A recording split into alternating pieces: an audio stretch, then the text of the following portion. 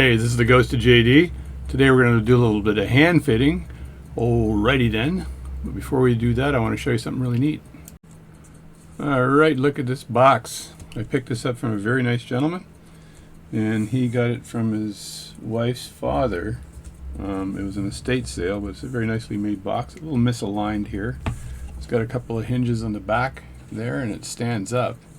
So these little knobby doohickeys are here to let it stand up, but you can hear stuff falling as it's standing up. So let's just put it down like this again. And in here, what do we have? We have watch crystals. So I got a bunch of watch crystals with this box. There's a little bit of a list here, I think, of something. 58. It says 58. That might be the number of watch crystals. Dr. Lucas Lichtbild. Light Build. Lichtbild. Lichtbild. Dr. Lucas Lichtbild. Berlin. So this box came from Berlin. Isn't this interesting?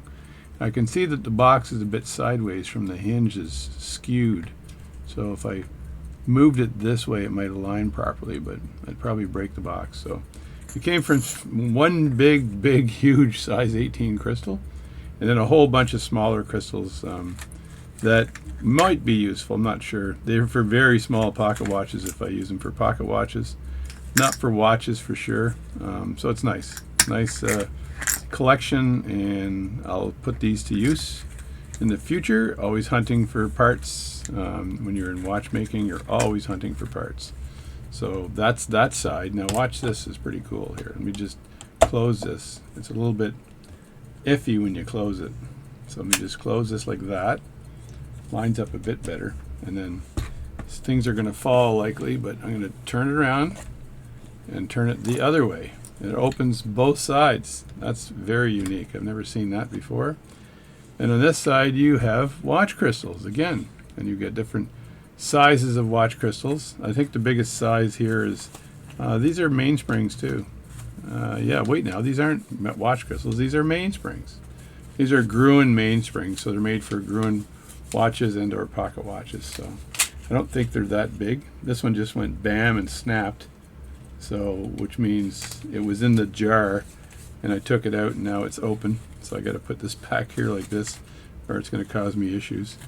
So these are the widths and the strengths and the length and stuff like that. There's a length in inches. So 11.5 inches. So how many centimeters is that? This says it's a hunter style Swiss reverse, accurately gauged, perfect temper, unlike myself.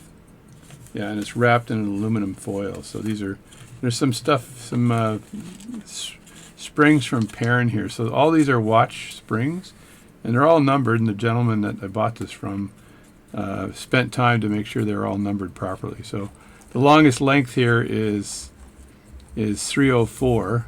So 304 with the strength, the width, the actual width strength of it is 0.09, and the depth of the mainspring is 1.8. So, and I buy mainsprings all the time as I need them. So here's what it looks like. So I don't talk to you and don't show you. So anyway, that's the longest one here. So it's one of these things where, you know, he'd never used them. He sold them because his father-in-law was a watchmaker, and so I said, yeah, you know what, I'll buy them, because every now and then you gotta do something.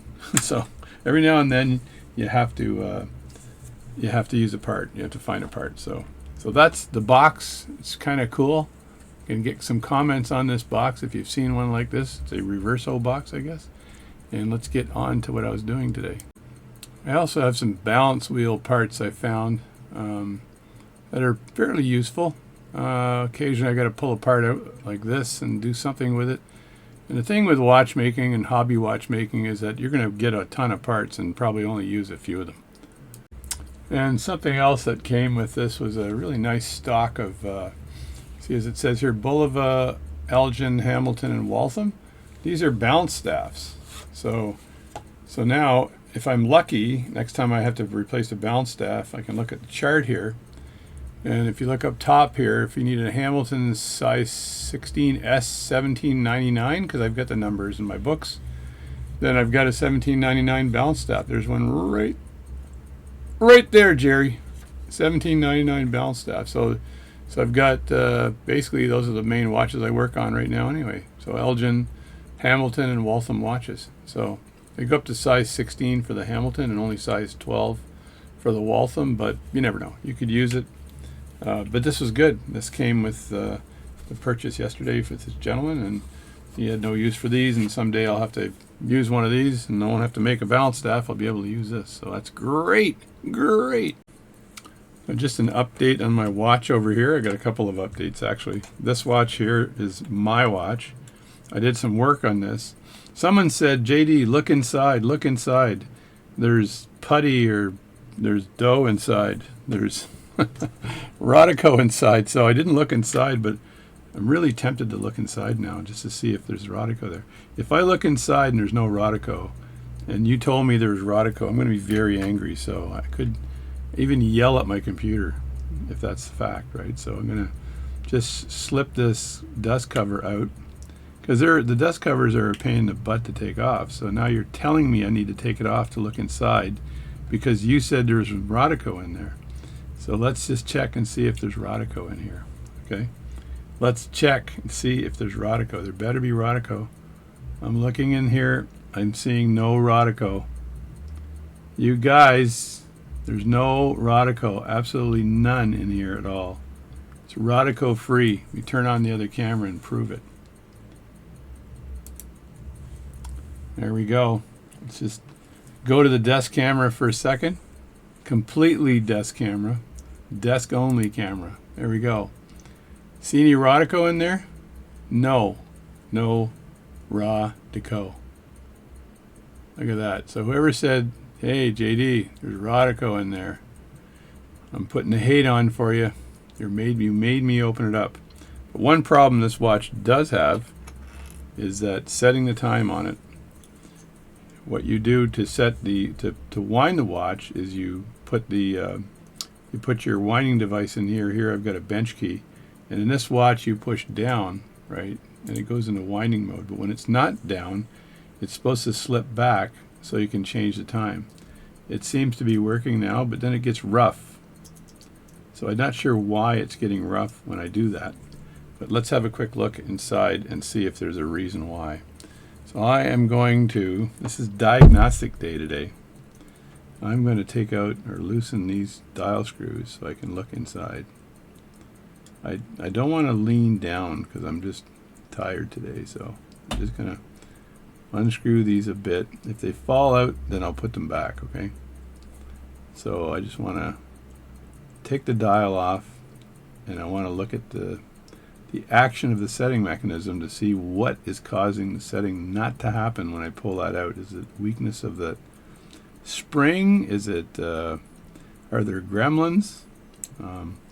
Is it the let me get my I wish I had a longer thumbnail. Sometimes I leave my thumbnails longer and they look disgusting, but so there's the top right there, and let me just stickins this in and see what's going on.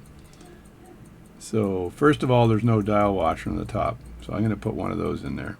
That might be the problem actually, because everything here seems like it's working. So that's winding it without a problem, right? That's the winding. Und let me lower my camera just a bit, okay? That's the winding which is happening when I push in, and then the setting is this here. I just felt it slip. There, it just slipped again. And it's not slipping over here. It's slipping over here.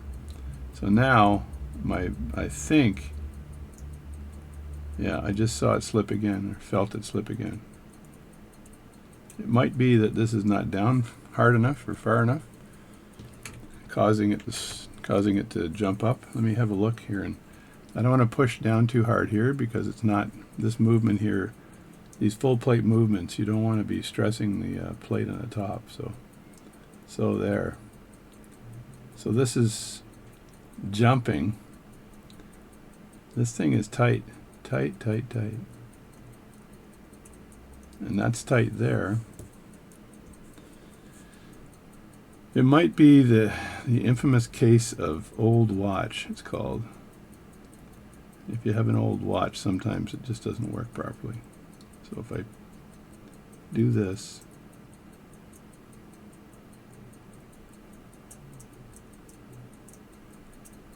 there's a couple gears that aren't connecting here.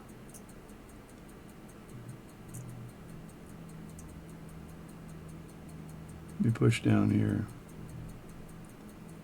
Oh, now it's connecting. So the problem is actually this intermediate gear right here. That's the problem right there. So it's where this gear slides, it's supposed to push down a bit. So when you do this, it winds the watch that way, but when you go back like this, I think it's supposed to actually pop up. So I'm going to have a look at this to make sure it's able to pop up through this hole here. Because if it pops up enough, then it's able to wind. If it doesn't pop up, nothing happens. See, now it's winding now, but it's kind of. Let me see if it's a pop up or pop down problem. See, when I push down here like this, it winds perfectly. When I let go here, I'm going to have to get in close and dirty on this because this is the problem here. So, and you can see some play here on the gears on this plate here. So I might be able to take the plate off and just bend it just a bit and see if that actually helps. But I have to take the plate off to do it. And I did get this watch working well. It's not really wound right now, but I have to fix this problem now. So I didn't think I had a problem here, but I guess I do. And on the inside here, I believe there's a spring that pushes this up and out of the way. But I have to take this off here and press down. So if I brace my hand here and hold the movement, maybe I've got enough. Oh, man, that thing is on tight. I don't know if that's going to work. That thing is on super tight. May have to put that in the movement holder. The other thing I can do is I just put a little bit of oil in here and see if that makes a difference. Let me turn that around here, and I'll make sure that there's a dial washer in there as well, pushing that down. There, it's in my Myers number 58 movement holder. This thing is the best movement holder in the world, I'm telling you. You can see the watch through the reflection ticking away in the bottom there. And I'm going to get in really close here and see. I do have my dial washers for later on. Put those in. Different size dial washers. Hopefully I've got one that'll fit. If I don't, I did get a bunch of dial washers the other day. So I'm getting in pretty close here to see what the spring action is on this thing. So it does come up nicely, so I don't know why this thing is burping. It needs to come up and in place in order to set. So the winding is fine on it. Let me just get back in here. Let me see where the setting happens. Right here. All right. So I turn that and watch the action. No problem until I hit a certain point, like right.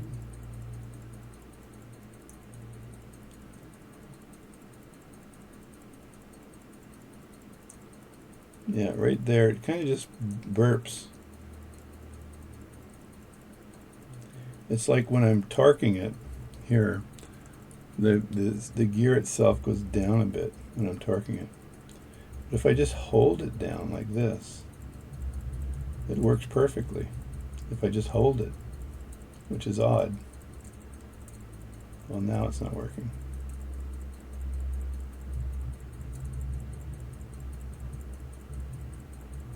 This is an odd gear.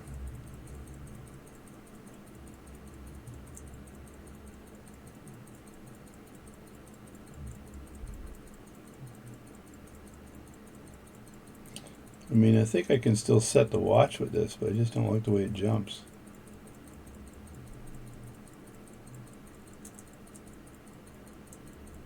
Right there. I know it's with this particular mechanism right here. So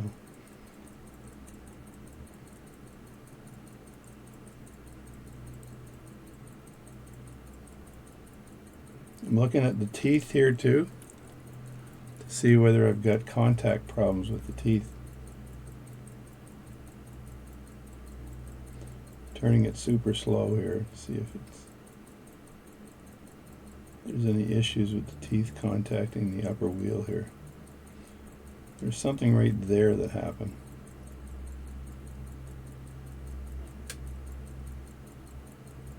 I think this watch has got, like I told you, the problem. It's called the old watch problem.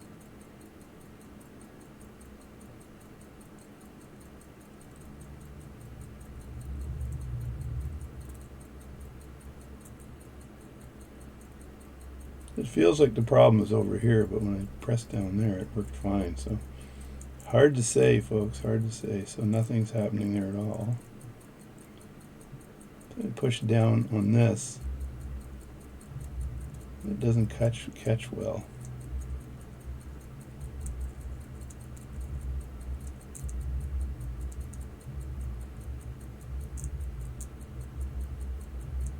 Yeah, that's totally missing it right there. So I wonder if I can put enough juice on this thing to loosen this. I'm going to hold it with two hands and then just heave-ho on it and see if that comes off.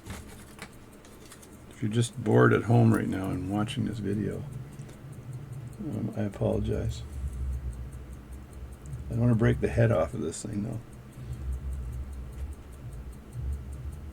Oh, there we go. That wasn't actually that difficult. It's all about angles. So I'm going to just take this out. Oot! I'm going to take this oot. Where are my tweezers? And just let me look under the hood here and see what's going on. If there's anything going on.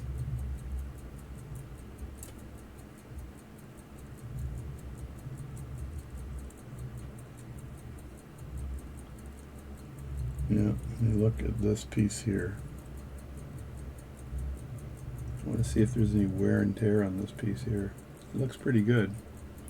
Let me put it down here for a second. And then I want to look at this piece here. Is this little spring here pushes that up, so I can put some oil on that. And it's this wheel here contacting the other wheel there. So I'm going to Rodico this a bit. Again, this is not a customer watch. This is my watch. I just want to Rodico this just a little bit. Get rid of anything that's residual crap, I'll call it. And then Rodico this just a bit as well. This is definitely a man's best friend. And when I put this back, I'm going to put a little bit of oil in there.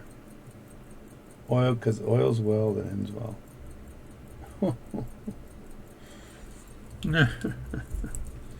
So there's the action there. So when I take the bench key here, when I turn it, this is the bench key action here. I'm looking at the teeth here. I don't see anything significant with the teeth.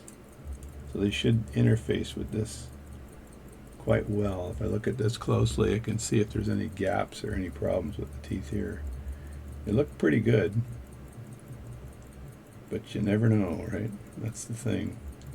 That's the thing. I'm going to roll them in Rodico in case there's any dirt on them. Just roll them like that down the Rodico, like so.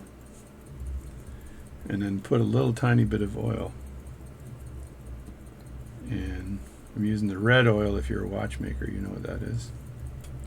So I think it's the D5. So I'm going to put a little bit of oil right here where the gear goes around. A little bit of oil on the pipe. And then I want to put a little bit of oil on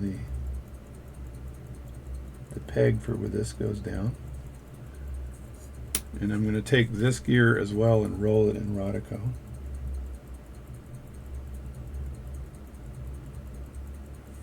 Just to make sure there's nothing stuck in there anywhere. The Rodico will take anything off of that gear, like any piece of crap that might be in the gear, but I don't think that's why it's slipping.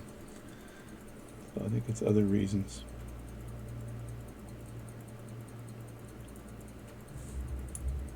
Yeah, so that goes down like this. Yeah, and this gear interfaces with this gear here, so it's got to kind of pop up to do that interface, or else it doesn't work. So when I put this down here, I'm going to Rodico these things as well.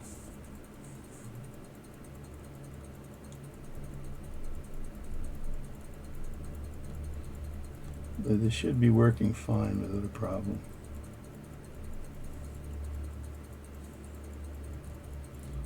And a little bit of oil on the side of this gear here as well. It's getting way too much TLC here, folks.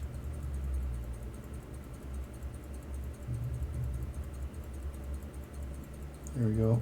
And I'm going to put oil on the inside where this thing rides up.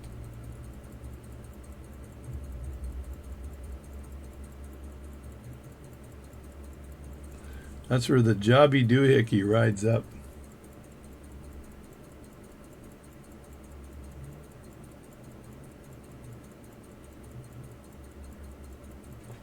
Alright, that should do. And I'm going to just put this back together again. I'm going to try to anyway. So this gear here, the teeth, you got to watch the direction of the teeth of these gears. Usually you can see where the wear is on the top. And if it's unidirectional, there's no issue. I think this one just goes in like that without a problem. Pas de problème. And then this jobby doohickey goes on the top, but not until you put this in. You got to put this gear in like this, like that, and then this fits in. I'm trying to think of where this, which this goes in like this, I think.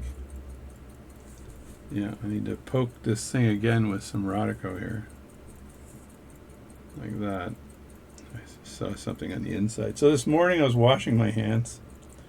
I picked my arm up, and I saw some black thing there, and I looked down. It was a friggin' spider on the inside of my palm. I'm like, oh my god. So I'm like freaking like a little girl, right? I'm like, this is not good. I think this just goes straight down. So I was like freaking out. Like, Jesus, where did that thing come from? So this goes in like this. Now there's an arm on the bottom. I got to make sure that that arm is in the correct side.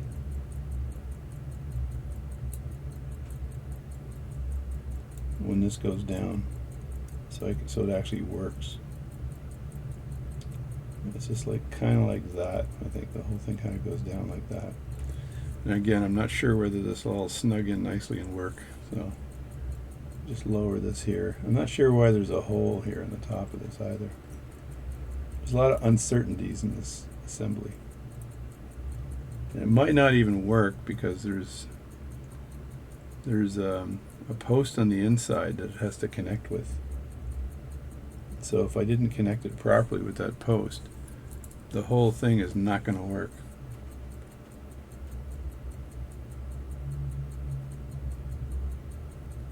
Hold my breath and screw this thing down a bit. And what I want to make sure is that when I push down here, this thing actually transfers itself around.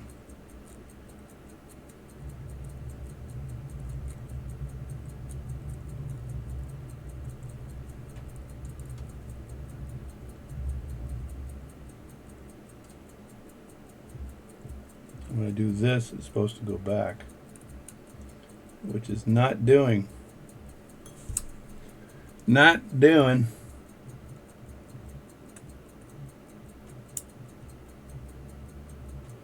So that went back that time. And let me see if it's...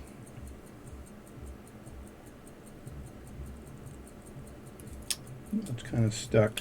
So it might be this intermediate part here needs to go down, I think.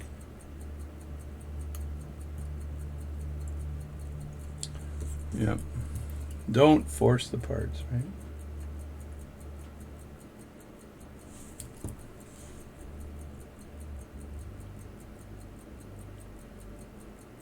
This is what you call watch surgery, folks.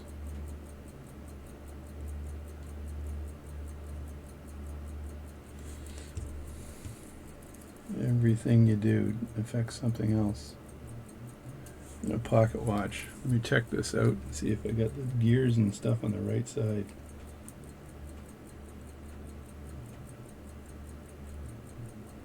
It's not coming back, which I don't like. So it's winding, but it needs to pop back. And that means the knobby doohickey on this side was on the wrong side. So I got to take this apart again and put it on the correct side.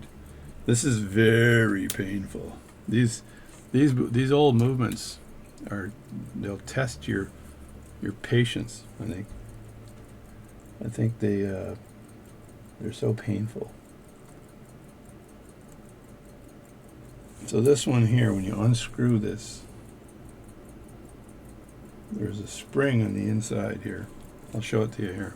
Just hang on, and this will be so exciting, I'm telling you. Let's see if I can lift that up. Now you see this right here, right? This little spring here, the knobby on the bottom of this has to be on the other side of the spring. So it's got to be over like this, which might mean when I press in, let's see if that spring moves at all when I press in with the bench key. Let's see. Where is my bench key? All right, I'm going to see if there's any action on that spring when I push in. Yeah, there is. Look at that. So you have to move this with the bench key first, like that, as you're putting this down, so you're getting action. Action Jackson. So let me just move this in place again. So it should be a little bit easier. Just pick this up very carefully. Of course, that didn't work. Just want to move this gear over here for a second. And then this little knobby right there, the knobby that's right there, that knobby there. Come on, focus. Focus, focus. Focus, focus. That work? There. See that little knobby on the top? That knobby goes into that little spring that I showed you 2 seconds ago that moves back and forth. The knobby spring. And of course this thing here has to be down in place while you put this in place. So everything is kind of off kilter right now, so I'll leave it like that. Put the knobby down like this. Like that, and then I push in with the bench key to get this thing kind of in the middle, as you saw before. So I move it in like this, and you see how that's now moving back and forth? That is the action I'm looking for, right there. I still don't know whether that's going to solve my problem though, but at least it's oiled and back together, so I'll just have to put the screw back in place, like that. Screw that in.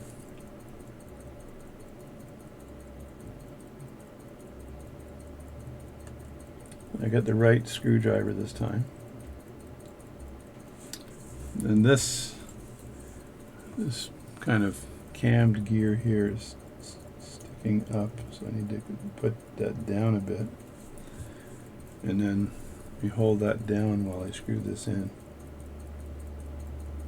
and hopefully that holds everything in place. There, tighten that up. I still don't know whether this is going to work or not, but let's try. Okay, now it's in winding mode again.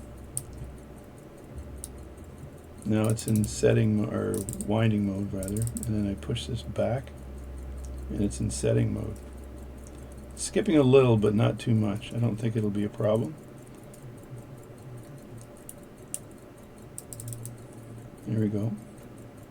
It basically pushes out in the stem side, so this thing here just pushes upward, and it allows this to go back into place. So that's it there. That's pretty much set now. So as a good watchmaker, I need to put a dial washer on there. And of course, my hip is really sore today again because I'm crunched down here. So it's probably not a good position to be in as a watchmaker.